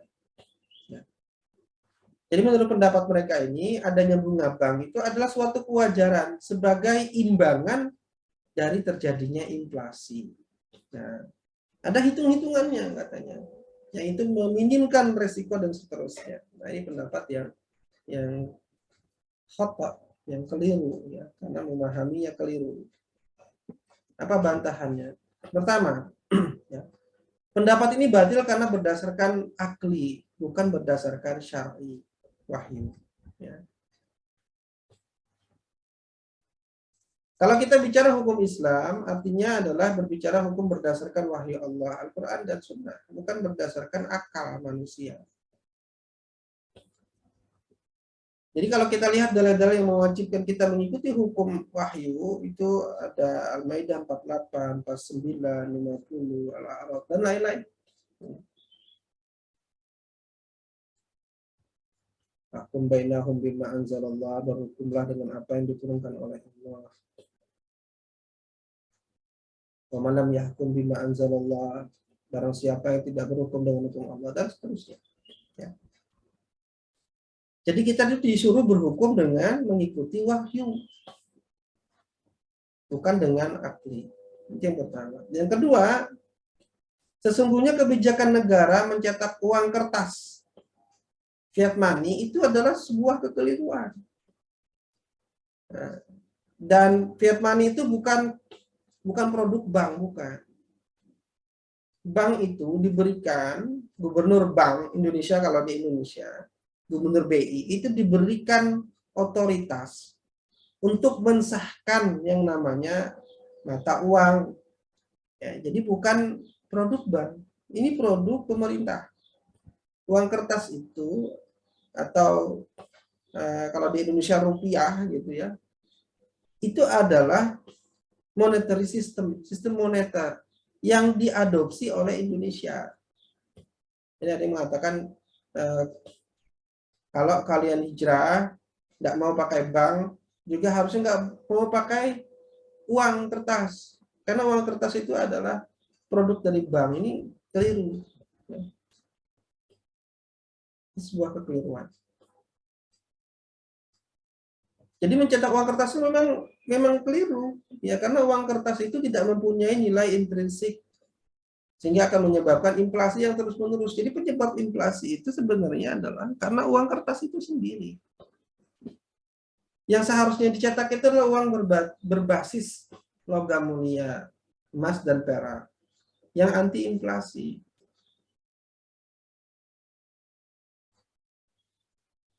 Berbasis logam mulia itu artinya bisa langsung logamnya yang diedarkan atau logamnya itu dijadikan standar tukar gitu, terhadap uang kertas yang beredar, itu boleh.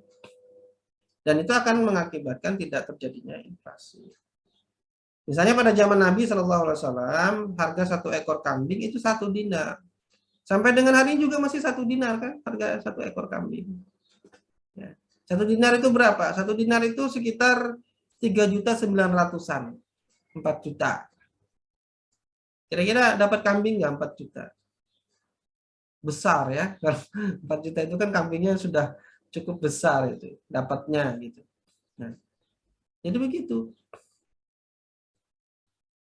Tidak terjadi inflasi atau sangat sulit terjadi inflasi. Jadi membolehkan riba untuk mengimbangi inflasi akibat uang kertas ini adalah mengoreksi kesalahan dengan membuat kesalahan baru. Bunga abang itu adalah pertambahan terhadap pinjaman atau simpanan atas fiat money. Tidak mempedulikan apakah terjadi pertambahan barang atau jasa di pasar. Kan begitu. Fiat money itu sendiri sudah bermasalah, ditambah lagi masalah. Ya, muncul nilai uang yang bertambah dari fiat money. Fiat money sendiri itu sudah bermasalah. Itu sudah mengakibatkan inflasi. Ditambah lagi. Makanya inflasinya nggak karu-karuan. Ini sama dengan memperbanyak jumlah uang yang beredar daripada barang dan jasa di pasar, iya kan? Ini kan penggandaan uang namanya. Ya. Kalau ada uang kertas, kita bungakan tanpa melihat adanya pertambahan barang dan jasa, sebagaimana konsepnya bunga bank, ini kan nggak peduli mau bertambah atau tidak. Yang bertambah kan uang kertasnya ini. Ya, tadi dari 10 miliar bertambah 50 juta. 50 juta ini tidak berdasarkan transaksi apa-apa. Itu malah menambah lebih banyak uang yang beredar di pasaran. Sehingga inflasinya akan nambah masalah. Gitu. Ya. Ini sama artinya dengan menuangkan minyak ke dalam api. Bukannya mengimbangi inflasi, sebaliknya malah memperparah inflasi. Dalam fikih hal ini sebagaimana orang yang membersihkan kotoran tinja yang najis. Ya, pada baju menggunakan air kencing, kan nambah gitu. Nambah masalah. Nambah kotor. Jadi seharusnya membersihkan kotoran itu mestinya menggunakan air mutlak yang suci, bukan menggunakan air kencing yang juga najis. Jadi ingin menghindari inflasi itu jangan pakai bunga, itu sama seperti mencuci kotoran itu dengan air kencing. Bukannya kemudian berkurang, malah bertambah inflasinya. Nah, jadi kesimpulannya, kalau ada orang mengatakan bunga bank boleh karena bunga bank untuk mengimbangi inflasi, ini jelas pendapat yang tidak sesuai dengan fakta ekonomi. Ya, tidak sesuai dengan fakta ekonomi. Dan menyelesaikan masalah dengan memperburuk kondisinya. Inflasi akan tambah buruk. Makanya inflasi itu tidak, coba yang mereka mengatakan bunga bank itu bisa mengimbangi inflasi. Sejak kapan bank berdiri di Jerman sana pertama kali? Yang di Eropa kan. Sampai sekarang itu inflasi terimbangi? Enggak, inflasi tambah parah. Itu bukti nyata. Ya karena memang konsepnya memang begitu. Baik, mungkin itu yang bisa kita jelaskan terkait dengan bunga bank ini dan mudah-mudahan menghilangkan subhat-subhat di dalam pinjaman modal bunga bank. Wallahu a'lam bishawab. Assalamualaikum warahmatullahi wabarakatuh.